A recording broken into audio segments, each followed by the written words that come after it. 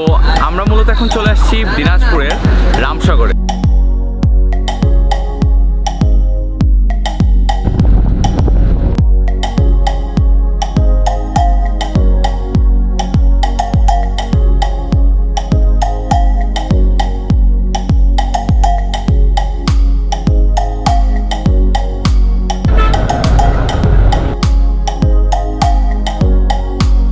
আসসালামু আলাইকুম, welcome to my YouTube channel Radwan Rahi. And আপনারা জানেন আমি দিনাজপুর চলে আসছি, and for the second time এই বছরই আমি আবার চলে আসছি দিনাজপুর সদরে। তো এবার আমি আপনাদেরকে একটু ডিফারেন্ট ওয়েতে দিনাজপুর সদরটা দেখাবো।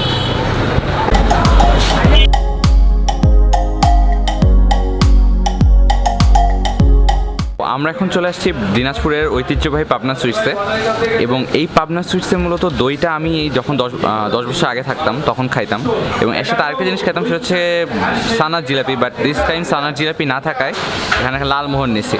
দুইটার একটু ছোটোখাটো রিভিউ দিব, আগেরবার এখানে আসিনি, সো দ্যাটস ওয়াই এইবার এই জায়গায় আসলাম। এই মিষ্টিটা এটা হচ্ছে লালমোহন, অ্যান্ড এটার যে সফটনেস সেটা অনেক সফট, মনে হয় শুধুমাত্র ফ্রেশ হওয়ার কারণে এতটা সফট। এছাড়া টেস্টটা গতানুগতিক, এবং এখানে যে দইটা আছে এই দইটা হচ্ছে বগুড়ার যে দই তার চেয়ে একটু কম টেস্ট, মানে মজার, এবং উপরটা একটু কম পুরো।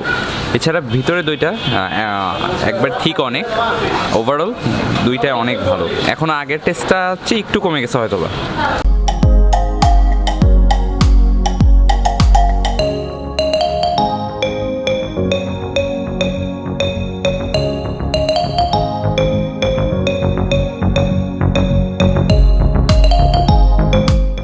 আমরা মূলত এখন চলে আসছি দিনাজপুরের রামসাগরে। রামসাগর মূলত একটা দেখার মতো জায়গা, যেখানে একটা ছোটোখাটো দিঘি আছে, এবং এই ছাড়াটা বনের মতো একটা জায়গা, বন বিভাগের আন্ডারের জায়গাটা। অ্যান্ড এইবারে মূলত দিনাজপুরে আসছি আমি আর তুষার ভাই এবং নাদিম ভাই। তুষার ভাই যেহেতু দিনাজপুরের ফার্স্ট টাইম, সো তুষার ভাইকে কয়েকটা জায়গা ঘোরাবো, এবং তুষার ভাই আজকে রাতে ট্রেন হয়, আমরা শর্ট টাইমের মধ্যে কয়েকটা জায়গা ঘোরার ট্রাই করবো, এবং আপনাদেরকেও সাথে রাখবো।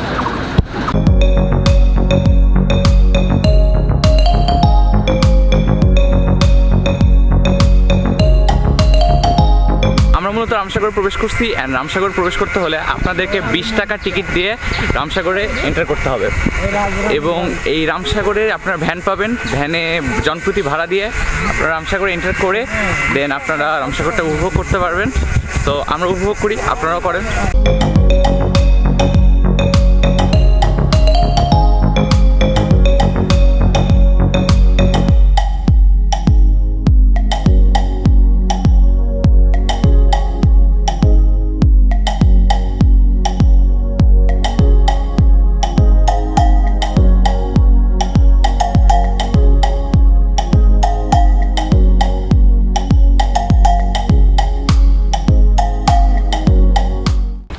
তো আমরা এখন হাঁটতে হাঁটতে রামসাগরের ভিতরে একটা চিড়িয়াখানা আছে, সেই চিড়িয়াখানার ভিতরে যাচ্ছি, এবং শুধুমাত্র তাই না, আপনারা রামসাগরে যে কেউ আসলে এখানে হয়তো পিকনিক করতে পারবেন, বাস নিয়ে আসতে পারবেন, সেই পিকনিক স্পট মানে পিকনিকের ব্যবস্থাও এখানে আছে।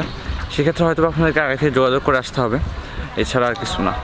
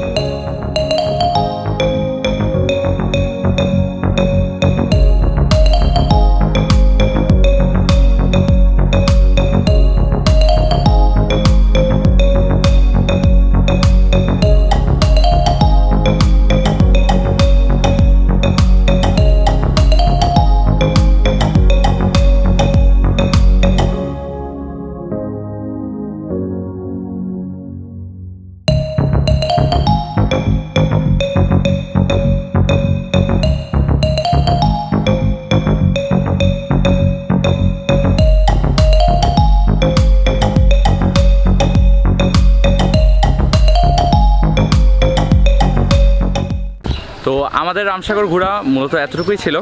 আমরা মনে হয় 1 ঘন্টার ভিতরেই, মানে তারও কম সময়ে রামসাগরটা কভার করতে পেরেছি। বিকজ এখানে দেখার মতো কিছু নেই, একটা বড় সাগর অ্যান্ড বড় দিঘি, সেই দিঘিটাই কভার করার জন্য মূলত আমরা এখানে আসছি।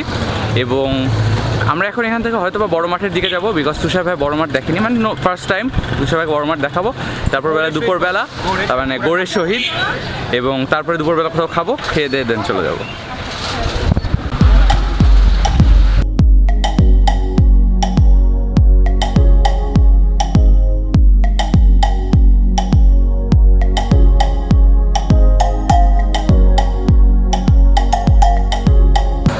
আমরা এখানে মূলত আমার বড় বোনের তানিয়াপুর স্কুল, দিনাজপুর গার্লস স্কুলে আসছিলাম। অ্যান্ড দিনাজপুর গার্লস স্কুলের ফুটেজগুলো হয়তো আপনারা আগেই দেখছেন। এখন এখান থেকে যাব হচ্ছে রোলেক্সে, মানে খাইতে, রোলেক্সে অথবা কোনো একটা খাবার জায়গায়।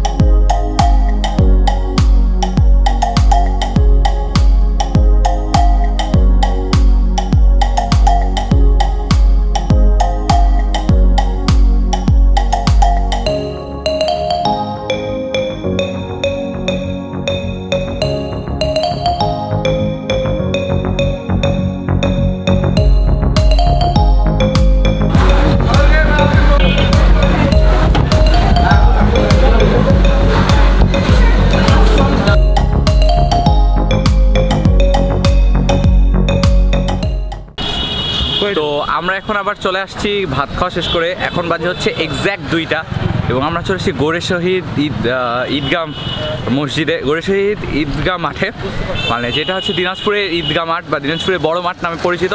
সেইটা নিয়ে আমি আপনাদেরকে আগের ভিডিওতে অনেক কথাবার্তা বলেছি। এই ভিডিওতে হয়তো বা কিছু শর্ট দেখাবো, অ্যান্ড বড় মাঠে কিছুক্ষণ বসে থাকবো, তারপর কী হবে বলতে পারলাম না। তো আমার পিছনে যে গেটটা আছে, এই গেটটা মূলত বাণিজ্য মেলা, মানে দিনাজপুরের শিল্পমেলার গেট। বাট দিস টাইম মেলাটা শুরু হওয়ার পরে এই করোনার জন্য মেলাটা আবার বন্ধ হয়ে যায়, যার কারণে এখন সেই মেলায় যাওয়া যাচ্ছে না আপাতত।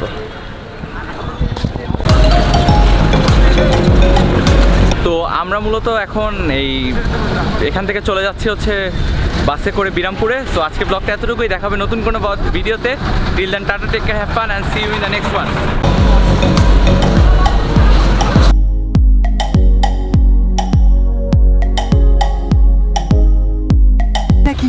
YouTuber Radowan Rahi